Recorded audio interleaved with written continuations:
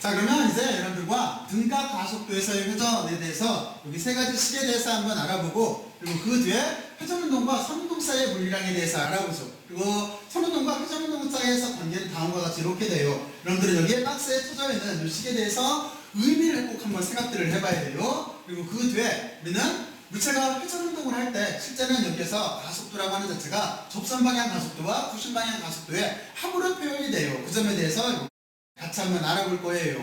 자, 그러면 전반적으로 무엇을 한다라고 하는 거를 여러분들 스스로 한번 생각들을 한번 해보세요.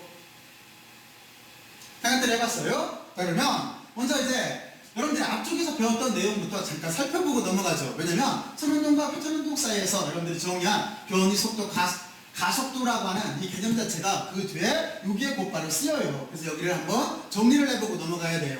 자, 그러면 여러분들이 선운동과 회전운동 사이에서 가장 기본적인 초기 물리량, 여기 변이 속도 가속도, 그리고 이쪽에서 회전운동에서 각변이 각속도 가속도에 대해서 한번 관계들에 대해서 한번 생각들을 한번 해보세요. 어떻게 정의했나 하는 거를 생각들을 해봐요. 생각들을 해봤어요? 자, 그러면 정의 자체는 이렇게 될 거예요. 선운동에서 우리는 먼저 변이를 정했어요. 변이는 무조건 나중 위치에서 축 위치를 빼주면 되는 거예요. 그걸 우리가 회전운동으로 바꾸게 되면 우리는 각변이를 정하면 되는 거예요. 그러면 나중 각도에서 축이 돌아간 각도를 빼주면 되는 거예요. 그게 각변이의 정의였었어요. 그리고 우리가 선운동에서 속도를 구했어요. 선운동에서 속도라고 하는 자체는 시간에 따른 위치의 변화량인 거예요. 그래서 다음과 같이 이렇게 dt분의 dx, x로 이렇게 미분꼴로 쓸 수가 있어요. 자, 그리고 회전운동에서는 그러면 어떻게 하면 되겠어요? 이쪽에서 어떤 위치가 정해져 있을 때 100m를 몇 초에 달렸니? 이렇게 질문을 한다라고 한다면 그게 속도의 정의라고 한다면 이쪽에서는 각도를 들어가는데 시간 얼마나 걸렸니? 이렇게 질문하면 될 거예요. 그래서 우리가 d세타라고 하는 자체를 dt로 나눠주면 되는 거예요. 그리고 기호는 오메가를 써요. 이게 각 속도의 정의인 거예요. 그리고 가속도를 정의했어요. 가속도라고 하는 자체는 속도에 대한 시간 변화율인 거예요. 그러면 이쪽도 똑같이 각 가속도라고 하는 자체는 각 속도에 대한 시간 변화율을 쓰면 될 거예요. 그래서 우리는 다음과 같이 이렇게 쓸 수 있고 기호는 알파라고 이렇게 썼어요. 자, 그렇죠? 그래서 여러분들은 자꾸 이 생각을 해야 돼요. 여기서 어떤 걸 느껴야 되는 거냐면 선운동과 회전운동은 거의 유사관계가 있다라는 것을 인지해 나가야 돼요. 실제로 그래요. 나중에 여러분들이 보면 알겠지만 F 이퀄 MA라고 하는 뉴턴의 이 법칙이 토크 타우 이퀄 I 알파라고 하는 식으로 표현이 돼요. 여러분들은 그 중에서 지금 알파라고 하는 걸 찾아낸 거예요. 각 가속도를 찾아낸 거예요. 이제 두 가지 물리량, 관성 모멘트라고 하는 I, 그리고 토크라고 하는 타우, 이 두 가지 물리량만 여러분들이 정립을 하게 되면은 바로 이 확대된 뉴턴의 이 법칙을 이용을 해서 회전운동을 다룰 수가 있는 거예요. 지금 그쪽으로 가고 있는 중인 거예요. 그러면 도착지가 어디다라는 걸 이해를 했잖아요. 자, 그러면 여러분들이 거기를 가기 위해서 각 가속도를 이해를 한 거예요. 자, 그러면 여기까지 한번 여러분들이 정리들을 한번 해보세요. 정리들 했어요? 자, 그러면 우리가 선운동을 배울 때 그랬어요. 이렇게 가속도를 이해를 한 다음에 그 뒤에 요 식을 이용을 해서 우리가 선운동에 대해서 등가속도 운동일 때 운동 방정식을 이렇게 찾아냈었어요. 여기 생각나죠? 이걸 여러분들과 같이 다 증명을 해봤었어요. 그랬을 때 우리는 이렇게 생각을 해볼 수가 있어요. 우리가 그러면 선운동일 때 우리가 선운동에 대한 등가속도에 대한 운동 방정식을 찾았듯이 회전운동에 대해서도 똑같이 여기를 다 요 식을 이용을 해서부터 다시 증명을 해서 이걸 다 증명을 해야 될까요? 이게 그렇지가 않아요. 그렇지가 않고 우리는 개념을 이용을 해서 같은 물리량이라고 하는 그 개념을 이용해서 바꿔 쓸 수가 있는 거예요. 증명을 굳이 않더라도 우리는 속도라고 하는 개념을 여기를 각속도 오메가를 바꿔주고, 그리고 또 하나 위치라고 하는 자체는 x였었죠. x라면 선운동일 때 위치는 지금은 회전운동일 때는 각도일 테니까 각도로 바꿔주고, 그리고 선운동일 때 가속도 A를 각가속도 알파를 이렇게 바꿔주게 되면은 선운동에 대한 모든 운동 방정식이 등가속도 운동일 때 운동 방정식이 회전운동으로 전체가 다 바뀌게 돼 있어요. 여러분들은 그 점을 이해를 하고 있어야 돼요. 자, 그러면 다음과 같이 이렇게 유사관계가 있으니까 여기도 한번 여러분들이 쭉 한번 살펴봐요. 같은 대응되는 물리량으로 바꿔주면 돼요. 자, 그러면 여러분들은 이제 등가속도 운동과 등가속도 운동에서 운동 방식 자체를 다음과 같이 이렇게 구해봤어요. 자, 그러면 이제 여기는 중요해요. 이 점에 대해서 여러분들이 이해를 하고 있어야 되는데 회전운동과 선운동량 사이의 물리량 사이의 관계를 이해를 해야 돼요. 자, 그러면 먼저 여러분들은 여기 있는 사고신호 모델을 객관적으로 한번 이해들을 해보세요. 이해들 가요? 바로 이거예요. 지금 회전축이 어디냐면 바로 요 점인 거예요. 여기에 요 점에 임의의 물체가 이렇게 있는 거예요. 물론 임의의 물체는 외형적으로 변형이 안 되는 강체인 거예요. 완벽한 강체인 거예요. 이렇게 강체가 어떤 모양을 가지고 있다라고 보고, 그리고 우리가 이 강체 중에서 임의의 점을 이렇게 하나를 택한 거예요. 그래서 그 점에서 회전 운동 자체를 고려하겠다라고 하는 사고실험 모델인 거예요. 자, 그러면 여러분들은 임의의 한 점을 택했으면 단순한 개념을 눈에 보고 나머지는 전체 입자를 확대를 시키면은 전체 이 물체에 우리가 물리량 자체를 논할 수가 있는 거잖아요. 개념은 그런 식으로 확대를 시킬 거예요. 그래서 지금은 임의의 P점이라고 하는 요 점에서, 이 점에서 입자가 운동할 때를 생각을 할 거예요. 자, 그러면 여기 사고실험 모델의 이해를 갖죠? 그리고 돌아간 각도는 세타라고 할 거고, 그 점까지의 거리는 R이라고 이렇게 쓸 거예요. 그리고 이쪽에 이렇게 접선 속도를 가지고 있는 상황인 거예요. 자, 그리고 지금 물체가 돌아가고 있기 때문에 순으로 이렇게 잡게 되면은 지금 여기에 오메가라고 하는 각속도 방향은 결정이 되는 거죠. 그렇죠? 바로 이렇게 이러한 상황에서 우리는 다음과 같이 선운동과 그리고 회전운동 사이의 물리량 사이의 관계를 다룰 거예요. 자, 그러면 여러분들은 먼저 한 가지 처음부터 알고 있었던 게 있었어요. 그게 뭐냐면 우리가 물체가 이렇게 회전을 할 때 만약에 요점부터 요점까지 움직였다라고 한다면 여기에 있는 현호사의 길이는 여기 R에다가 세타를 곱해주면 된다라고 하는 걸 알았어요. 그렇죠? 이미 알고 있어요. 자, 그러면 요 값을 우리가 속도에 대한 텀에다 넣을 거예요. 바로 요 값에다 넣을 거예요. 요 값에다가 넣게 되면은 이렇게 쓸 수가 있을 거예요. 여기다 이렇게 대입하게 되면은 여기에 S라고 하는 자체가 R 세타인 거니까 이쪽에 R 세타가 이렇게 들어올 거예요. 그리고 밑에는 시간에 대한 미분꼴이 있어요. 그랬을 때 우리가 지금 시간에 따라서 변하는 값은 어떤 값인 거예요? 시간에 따라서 변하는 값은 세타인 거죠. R이 아닌 거죠. 그렇죠? 만약에 여러분들 이렇게 생각을 해보면 쉬워요. 지금 이 물체 자체가 여기 자가 회전을 한다라고 생각을 했을 때 시간에 따라서 바뀌는 거는 세타 각도인 거예요. 여기에는 자의 길이가 아닌 거죠. 그러니까 자의 길이라고 하는 거, 다시 말해서 R이라고 하는 우리가 임의로 정한 이 점까지의 거리 R이라고 하는 자체는 스칼라 값이 될 거예요. 그러면 이 값 자체는 밖으로 이렇게 나올 수가 있겠죠. 그리고 시간에 따라서 바뀌는 거는 세타이기 때문에 세타에 대한 함수로 이렇게 쓸 수가 있을 거예요. 자, 그러면 여기 Dt분의 D세타라고 하는 자체는 이건 뭐의 정의였었어요? 여기를 살펴보게 되면, 여기를 보게 되면 우리가 이쪽에서 뭐라고 정의를 했었냐면 각속도라고 정의를 했었어요. 시간에 따라서 각도의 변화가 각속도 오메가라고 했었어요. 그러니까 우리가 이 식에서 이만큼 부분은 오메가일 거예요. 그래서 이쪽은 R이 있고 여기는 오메가를 이만큼을 써주면 되는 거예요. 그래서 속도와 각속도 사이의 관계는 R만 이렇게 곱해주면 되는 거예요. 여러분들은 여기까지 이렇게 잘 이해를 했을 거예요. 그래서 여러분들 유식을 많이 이용할 거예요. 여기를 알고 있어야 돼요. 자, 그리고 두 번째는 이번에는 이제 가속도에 대해서 생각을 해보죠. 그러면 가속도라고 하는 자체는 이쪽에서 이렇게 썼어요. 시간에 따라서 속도의 변화다라고. 그래서 우리가 거기서부터 시작을 해보죠. 여기도 시간에 따른 속도의 변화다라고 썼어요. 그러면 속도라고 하는 자체는 방금 위에서 증명을 했어요. 속도라고 하는 자체는 R 오메가라고 그랬어요. 그래서 여러분들은 R 오메가라고 하는 값을 여기다 이렇게 넣을 거예요. 그리고 여기에서도 우리가 시간에 따라서 변하는 게 뭔가를 한번 생각을 해보면은 우리는 R이라고 하는 자체는 안 변한다는 걸 좀 전에 알았어요. 그러니까 R은 스칼라 처리를 해도 돼요. 그래서 스칼라 처리로 해서 밖으로 나올 수가 있고, 그리고 시간에 따라서 바뀌는 건 오메가다라고 해서 여기를 Dt분의 D 오메가로 쓸 수가 있어요. 자, 그러면 Dt분의 D 오메가는 뭐의 정의였었어요? 우리가 바로 앞에서 다음과 같이 이렇게 정의를 했어요. 시간에 따라서 이렇게 오메가가 변하는 거를 우리가 각가속도 알파라고 썼어요. 그러니까 이 식에서 보게 되면은 여러분들은 이만큼 부분이 각가속도 알파다라고 하는 거를 알고 있을 거예요. 그래서 우리가 선가속도 A하고 그리고 각가속도 알파 사이의 관계에는 여기도 위쪽에서 봤던 거하고 똑같이 R만 이렇게 곱해주면 되는 거예요. 그래서 여러분들은 이 식 자체를 여러분들이 이해를 하고 있어야 돼요. 이 두 관계를 이해를 해야 돼요. 여기서 여러분들은 중요한 걸 생각을 해야 돼요. 이쪽은 지금 왼쪽에 있는 텀, 등호를 중심으로 왼쪽의 텀은 여기는 선운동에 대한 물리량이에요. 그리고 등호를 중심으로 오른쪽 끝단에 있는 거는 오메가나 알파는 이거는 회전운동에 대한 물리량인 거예요. 그런데 등호를 중심으로 양쪽이 같대요. 단지 뭐를 통해서 여기 보면은 그 점까지의 거리 R을 통해서 서로 같다. 같다라고 돼 있어요. 그래서 여러분들은 여기에 R만 곱해주면 서로 같다라는 걸 이해를 하고 있어야 돼요. 자, 그러면 여기까지 이렇게 논리전개를 해봐요. 이게 회전운동과 선운동 사이의 물리량 관계인 거예요.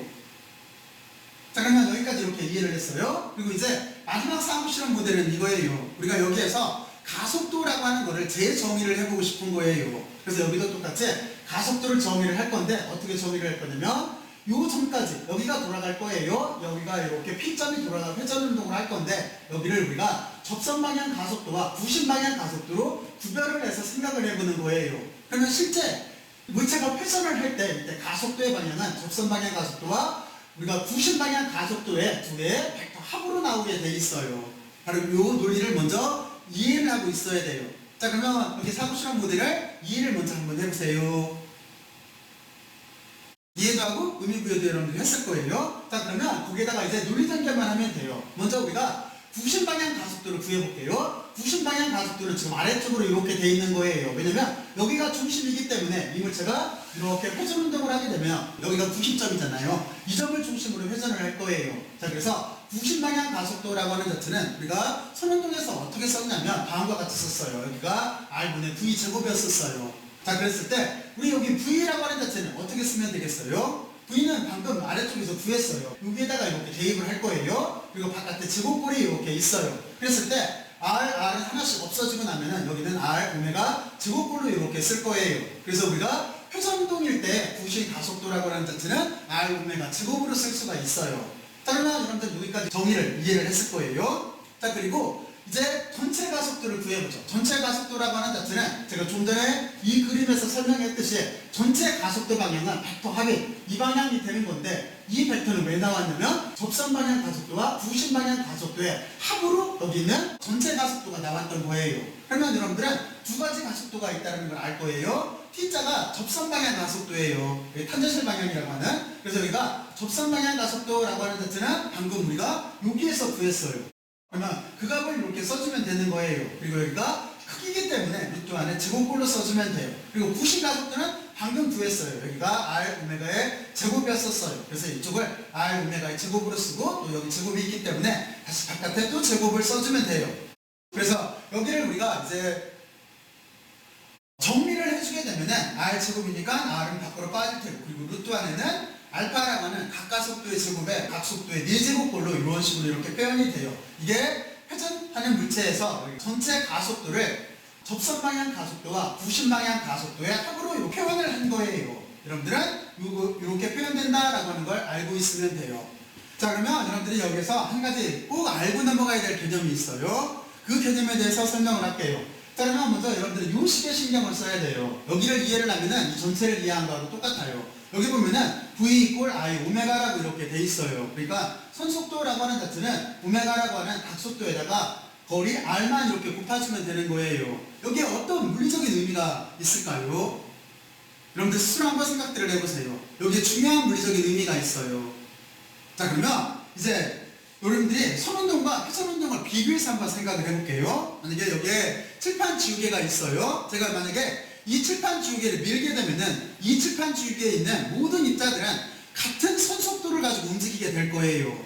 그렇잖아요? 그래서 여기를 병진운동 또는 선운동이라고 하는 거잖아요. 그러면 이번에 자를 가지고 회전운동 모델을 만들어 볼게요. 여기에 이렇게 회전축을 이렇게 잡게 되고 자를 회전을 시켰을 때는 여러분들은 여기까지는 이해를 했을 거예요. 틀림없이 이렇게 회전을 시켰을 때는 이 안에 있는 모든 입자는 같은 각도를 가지고 움직인다라고 하는 건 여러분들이 이해를 했을 거예요. 시간이 t만큼 흘렀을 때 이때 세타라고 하는 같은 각도만큼 움직였고 다시 델타 t만큼 더 변했다고 한다면 이만큼 변했을 테니까 틀림없이 이 안에 있는 모든 입자는 같은 각도를 가지고 움직이게 될 거예요. 근데 여기에서 한 가지 속력에 대해서 생각을 해봐야 돼요. 속력 자체는 여러분들이 어떻게 생각을 하면 되는 거냐면 여기에 있는 것처럼 선속력과 이쪽이 선속력 그리고 또 하나 각속력을 비교를 해서 한번 생각을 해봐야 돼요. 그럼 이렇게 되겠죠. 각도는 이 안에 있는 모든 입자가 같이 움직일지 몰라도 속력 자체는 달라져요. 어떻게 달라지냐면 여러분들 이렇게 생각을 해봐요. 만약에 여기 세 간대만 잡을게요. 요 점에서 물체가 회전을 한다라고 보게 되면은 어떻게 되겠어요? 아래쪽에 있는 점의 속도가 여기보다 속도가 늦을 거예요. 그리고 이 점의 속도는 이쪽 끝단에 있는 점의 속도보다 늦을 거예요. 그렇잖아요? 그러니까 여러분들이 입자를 세 개를 비교를 해보면은 틀림없이 순서적으로 이렇게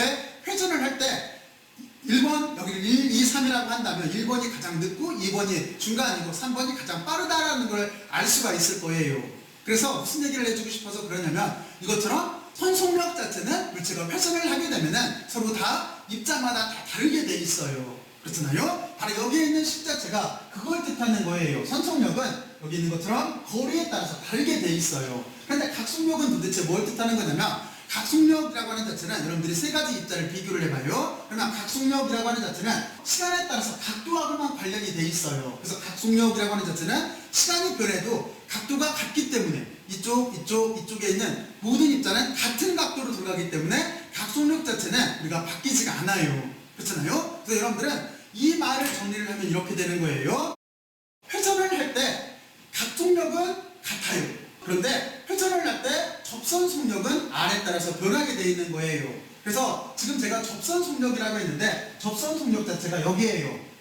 왜 이거를 선속력에서 접선 속력으로 용어를 바꿨냐면 지금 이렇게 회전을 할 때 접선 방향이기 때문에 그래요. 그래서 여기가 선속력이면서 접선 속력이 되는 거예요. 그러니까 여러분들이 각속력 자체는 모든 입자가 같은 각도로 돌아가기 때문에 이 식에 의해서 각속력은 같아요. 그래서 회전 운동을 다룰 때 편한 거예요. 하지만 선운동 개념을 도입을 하게 되면 여기에는 모든 입자가 서로 거리에 따라서 달라지게 되어 있는 거예요. 그래서 여러분들은 그 식의 의미를 알고 있어야 돼요. 자, 그리고 여러분들은 여기서 또 한 가지를 생각을 해봐야 돼요. 여기까지 이제 잘 이해를 했을 거예요. 그리고 저는 여기를 증명을 할 때 여기를 V는 dt분의 ds 이 식에서 이렇게 증명을 해서 이 식을 빼냈어요. 근데 이거를 우리가 반대로 이쪽부터 생각을 해도 마찬가지예요. 왜냐면 물리학이라고 하는 자체는 선 운동에서 이 식을 유도를 했다라고 한다면 회전 운동인 오메가에서도 이 식이 나오는지를 봐야 되는 거잖아요. 그러면 여러분들이 지금 여기 각 속도라고 하는 자체는 dt분의 d세타로 되어 있잖아요. 그럼 이 식에서도 여기를 유도할 수가 있어요. 어떻게 유도를 하면 되는 거냐면 d세타라고 하는 자체는 뭐라고 써줘야 될까요? d세타라고 하는 자체는 여러분들이 S라고 하는 자체는 R 세타에서 세타라고 하는 자체가 S를 R로 나눠준 거기 때문에 여러분들이 D 세타라고 하는 자체는 DS를 R로 나눠준 게 되는 거잖아요. 그래서 여러분들이 고값을 여기다 이렇게 대입을 해봐요. 그러면 여기는 이렇게 표현이 될 거예요. 여기는 오메가는 R분의 1에 여기는 T분의 DS로 표현을 할 수가 있을 거예요. 그러면 여기는 어떻게 되겠어요? R분의 1을 그냥 따로 써주고 그리고 나머지 dt분의 ds는 어떤 의미인 거예요? 속도에 대한 텀인 거죠. 그러니까 여기는 R분의 속도에 대한 텀으로 이렇게 쓸 수가 있을 거예요. 그걸 우리가 선속도 입장으로 쓰게 되면 V 이꼴 오메가가 나오잖아요. 그래서 똑같이 여기처럼 V 이꼴 오메가가 나와요. 여러분들이 가속도도 마찬가지예요. 여기서부터 증명을 해도 똑같은 결과가 나오게 돼 있어요. 바로 여기까지 이렇게 한번 정리를 해서 알고 있어야 돼요. 그러니까 여러분들은 여기 선속도와 각속도 사이의 관계 여기를 반드시 잘 이해를 하고 있어야 돼요. 여기를 이해할 수 있으면 이 전체를 이해한 거하고 똑같아요. 그러니까 이 부분에 대해서 꼭 한번 신경들을 써놔야 돼요. 자, 그러면 여러분들이 여기까지 잘 이해를 했을 거예요. 이제 간단하게 정리를 한번 해보죠. 여러분들은 지금 어떻게 다룬 거냐면 먼저 등가속도 운동과 등각속도 운동에 대해서 다뤘어요. 이걸 다루기 위해서 여러분들은 선운동과 회전운동 사이의 관계에 대해서 생각을 해본 거예요. 그래서 선운동에서 변이, 속도, 가속도를 구했듯이 우리가 회전운동 속에서 각변이, 각속도, 가속도를 구했어요. 이걸 왜 구했냐면 우리가 알파라고 하는 걸 찾아내기 위해서 그랬어요. 이 알파라고 하는 자체가 돌아갈 때 가속도 개념인 거예요. 그러면 우리는 어떤 식을 이용하기 위해서 그러는 거냐면 F 이꼴 MA라고 하는 식을 이용을 할 때 이거를 우리가 아까 제가 설명을 할 때 그랬잖아요. 뉴턴의 이 법칙인 F 이꼴 MA라고 하는 식을 우리는 회전운동에 적용을 시켜야 되는 거예요. 그래서 대응하는 무리량을 찾고 있는 중인 거예요. 그 중에서 첫 번째가 가속도에 대응하는 값 자체가 알파라고 하는 걸 안 거예요. 그렇잖아요. 그러니까 우리는 이렇게 생각을 할 수가 있겠죠. 여기는 어떤 값에다가 다시 어떤 값을 곱하고 각가속도 알파를 곱하면 이게 곧 확대된 뉴턴의 이 법칙이 될 수 있다라고 하는 거를 추측할 수가 있을 거예요. 그래서 실제 식은 이렇게 돼요. 힘 F에 대응하는 게 원래는 토크 타우예요. 그리고 등호가 있을 테고 그리고 여기 질량에 대응하는 게 여기가 회전관성 I예요. 또는 관성 모멘트라고 해도 돼요. 그래서 I가 대응이 되고 그리고 우리는 지금 각가속도 알파가 있다라고 하는 걸 찾은 거예요. 그러니까 타우는 I 알파라고 하는 식이 회전운동에서의 뉴턴의 2법칙이 되는 거예요. 그리고 여러분들은 이 뒷장부터 여러분들은 토크와 회전관성 I에 대해서 생각을 해볼 거예요. 여기에 대해서 이게 도대체 왜 이 값이 나와야 되고 의미 자체가 뭔가에 대해서 생각을 해볼 거예요. 거기에 초기 시발점이 여기 있는 각가속도 알파를 이해를 하는 거예요. 자, 그리고 그 뒤에 우리는 어떻게 했냐면 우리가 등가속도 운동에서 운동 방정식을 찾았듯이 이것처럼 등가속도 운동에서 운동 방정식을 찾은 거예요. 여기는 여러분들이 아주 간단해요. 위치는 세타로 바꿔주면 되는 거고, 그렇죠? 그리고 속도는 오메가로 바꿔주면 되는 거고, 그리고 가속도는 이처럼 각가속도 알파로 바꿔주면 되는 거예요. 이렇게 선운동과 회전운동 사이는 1대1 대칭으로 바꿔주면 되는 거예요. 자, 그리고 그 뒤에 우리는 어떤 거에 대해서 알아봤냐면 회전운동과 선운동 사이의 물리량에 대해서 알아봤어요. 그래서 속도라고 하는 거는 여기 각속도와 관계가 있고 가속도도 각가속도와 관계가 있는데 여기다 말만 이렇게 곱해주면 됐었어요. 그리고 여기에 대한 의미에 대해서 꼭 한번 여러분들이 주의 있게 신경 써서 생각을 해야 돼요. 그리고 그 뒤에 우리는 가속도라고 하는 거를 전체 가속도 입장에서 생각을 해본 거예요. 전체 가속도는 접선 방향 가속도에다가 부신 가속도를 이렇게 더해서 루트를 씌워주면 돼요. 크기니까. 그래서 다음과 같이 이렇게 결과가 나왔어요. 그러면 여러분들은 여기까지 잘 이해를 했을 거라고 생각을 하고 이제 다음 주제는 뭐냐면 드디어 반성 모멘트 I하고 회전운동 에너지가 나와요. 여러분들은 이 부분에 대해서 여기에서 이어서 전개해 나갈 거예요. 그러니까 여러분들은 그 부분에 대해서 한번 먼저 미리들 생각들을 한번 해보세요. 자, 그러면 여기까지 잘 이해를 했을 거라고 생각을 하고 이제 다음 주제로 넘어갈게요. 다음 주제로 넘어가요.